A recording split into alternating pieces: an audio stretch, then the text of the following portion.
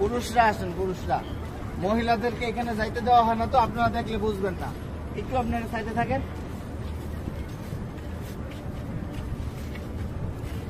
আমরা ভিতরে যাব হচ্ছে এইভাবে। আমাদের বাম দিকে থাকবে রওজা। রওজা থাকবে কি বাম দিকে। ভিতরে কথা বলার কোনো সুযোগ নাই, বেশি সময় দাঁড়ায় থাকারও সুযোগ নাই।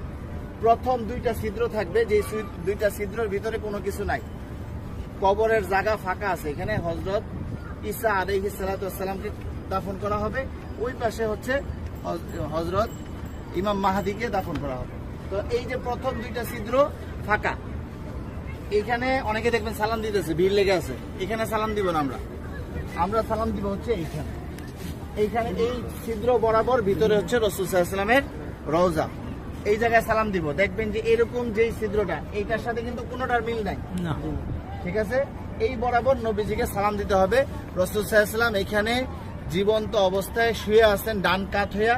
নবীজির মাথা এদিকে, পা হচ্ছে এদিকে, ঠিক আছে? রাসূল শুয়ে আছেন, উম্মতের সালাম গ্রহণ করতেছেন। হ্যাঁ, সরাসরি সালাম গ্রহণ করতেছেন। তারপরে এখানে আবু বকর রাদিয়াল্লাহু আনহুর কবর, এই বরাবর এখানে আবু বকর রাদিয়াল্লাহু আনহুকে সালাম দিতে হবে। কিভাবে সালাম দিব? নবীজিকে কিভাবে দিব? আসসালাতু আসসালামু আলাইকা ইয়া রাসূলুল্লাহ, আসসালাতু আসসালামু আলাইকা ইয়া হাবিবাল্লাহ। যতটুকু বেশি আমরা পারি বলার চেষ্টা করব। সালাম দেওয়ার সবচেয়ে সুন্দর সময় হচ্ছে রাত্রে 10:30টার পর থেকে নিয়ে রাত্রে 1টা-2টা পর্যন্ত ফাঁকা থাকে, ভিড় থাকে না। আর দিনের বেলা সকাল 7টা থেকে নিয়ে একেবারে জোহর পর্যন্ত কি ফাঁকা থাকে, ফাঁকা। আসরের সময় থেকে নিয়ে এশারের পর পর্যন্ত কি থাকে? ভিড় থাকে। যত বেশি পারেন নবীজিকে সালাম দিবেন। যদি সালাম কবুল হয়ে যায়, আল্লাহর নবী বলতেছেন যে আমার রোজায় যে সালাম দিল তার উপরে, আমার উপরে ওয়াজিব হয়ে যায় তার জন্য হাসরের ময়দানে সুপারিশ করা। আমার সালামটা যদি গ্রহণ করেন নবীজি, তাহলে আমাদের এইটা নাজাতের উসিলা হয়ে যেতে পারে।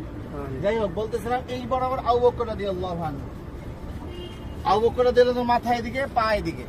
নবীজির মাথা এখানে, রাসূলের পা এই পর্যন্ত আসছে।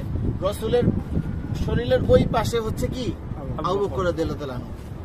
আবু বকর রাদিয়াল্লাহু তাআলা ঘাড় বরাবর হচ্ছে হযরত ওমর রাদিয়াল্লাহু তাআলা, উনি আরো ওই পাশে, ঠিক আছে? নবীজি এখান থেকে এইভাবে শোয়া, রাসূলের পরে হচ্ছে আবু বকর রাদিয়াল্লাহু তাআলা শোয়া, তারপরে হচ্ছে হযরত ওমর রাদিয়াল্লাহু তাআলা। এইখানে হযরত ওমর রাদিয়াল্লাহু তাআলাকে সালাম দিতে হবে। তো এইখানে নবীজিকে সালাম দিব আমরা। আর রাসূলকে অনেক মানুষ আমাদেরকে বলছে না সালাম দেওয়ার জন্য, তো আমরা নিয়ত করব যে আমাদেরকে যত মানুষ সালাম দিতে বলছে তাদের সকলের পক্ষ থেকে সালাম, আসসালাতু আসসালামু আলাইকা ইয়া রাসূলুল্লাহ, ঠিক আছে? তারপর আবু বকর রাদিয়াল্লাহু তাআলাকে সালাম দিব, হযরত ওমর রাদিয়াল্লাহু তাআলাকে সালাম দিব।